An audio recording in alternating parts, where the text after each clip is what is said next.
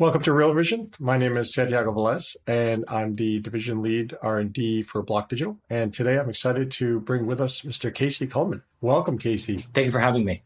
So, Casey, you are at the helm of a ship called Monax, and today we're going to discuss what that is and how that involves blockchain technology, contracts, smart contracts, and legal. But before we get into that, how about we talk a little bit about your journey, where you come from, how you got into blockchain, and eventually how that led you to Monax? Sure. It's kind of a windy road, actually. So I did my first degree in structural engineering, but rather than build things, I decided to blow them up. So I was an infantry officer in the Marines after that. And then I had done that for a decent amount of time. And so it became time to do something else. So I went to law school. And then after law school, I, rather than doing the big firm thing, I went to Africa, first to West Africa, where I worked on war crimes tribunals, and then to East Africa, where I did governance work. And it was while I was there that I became really interested in this idea of the computers running the contracts. And this had been an old idea in the legal academy, but it had stayed an academic idea, purely stuck in that era. And until and the reason is that we didn't have a technological framework on which computers could collaboratively understand what data points were and then what transitions needed to happen because of them.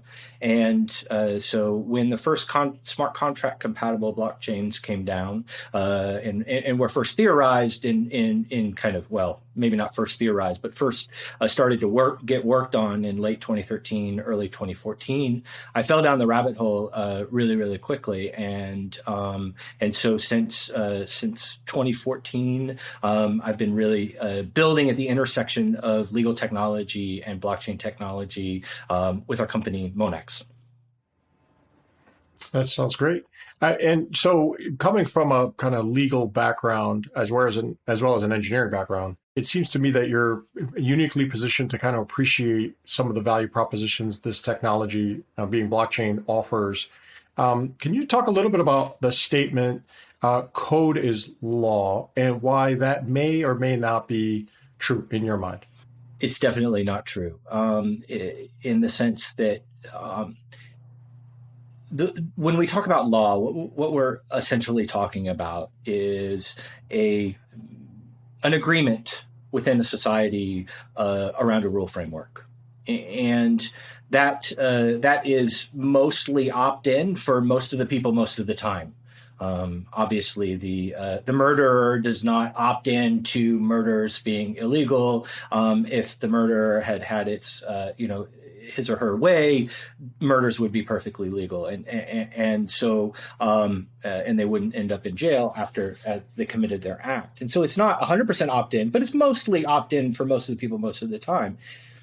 Code is something that works very differently. So code is something that a human or a team of humans have programmed, and while it may be operated on a data infrastructure layer that that collaboratively the computers understand, that doesn't mean that code is really providing or capable of providing all the nuances that would be needed to regulate a human relationship or a business relationship. And so those nuances and the hard things are really where law comes into play. You know, if you and I have an agreement that I will give you one thing and you will give me $5, that's a relatively easy thing to understand, and that's a relatively easy thing to code, but that's not fundamentally what law is about. Law is about what happens when a tornado comes and it blows the thing out of my hand, but your $5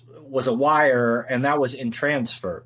All these weird things that happen, these nuanced things that happen between human beings and our environment, those are the things that law is meant to take care of. And code can't really take care of those things. And so I think we do ourselves a disservice when we lean too far into that notion, which is not to say that, more things could not be automated and more things could not be handled by computers. I'm a technologist at heart. I like the fact that we can move more things into a technological sphere, but let's just treat everything the way it should be and let law handle things that law is good at and let code handle things that code is good at. Yeah, and I think that's the fundamental premise behind Monax, at least as I understand it. And we'll get into exactly what solutions you're offering. But to me, there's kind of a difference between the narrative, which is that code is law, because it can be kind of a mutual trustless system in which people transact or facilitate transactions. And there's a shared state, right? Everybody has a common source of truth. And you can build on that truth, more and more sophisticated kind of financial constructions. But to your point, it doesn't cover all of the edge cases, and certainly it's not contextual. And sometimes it doesn't even have the kind of Oracle data services that are necessary to really prove that a certain outcome should occur. So we're still dealing with significant primitives, I believe. And I think that narrative essentially does a little bit of a disservice by giving people a wrong impression. Maybe that's a little too premature. But all that being said, what I noticed in Monax was something that's a little bit different and unique. So can you give us a kind of a summary of what Monax is and what problem you're trying to solve? Yes, absolutely. So we have a relatively rich history at Monax to get to where we are today. So the company started building the very first permissioned blockchain systems that exist. And our point there was to unlock business use cases for blockchain technology. And then after that, we kind of worked our way ever closer to the users to the point today where Monax has a full stack contract management solution. And now we're taking the next steps in that evolution and working more on the applied nature of how we can think about fundamentally digital property. And so what we have learned in the blockchain space to date is that blockchains are really good at establishing digital property rights. And particularly in smart contract compatible blockchains, we have a capacity to really move forward in an aggressive and very, very interesting way what it means to have digital property, whether that's intellectual property or digital representation of tangible property.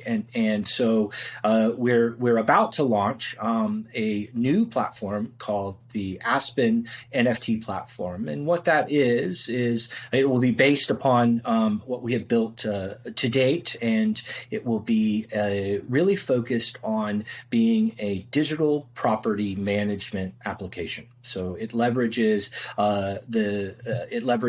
a smart contract protocol, a user interface, an API that allow us to then craft safe, secure, and legal digital property transactions. We can unpack exactly what that means over the course of the rest of this time.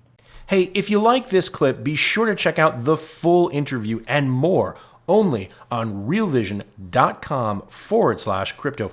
It's 100% free. Sign up now.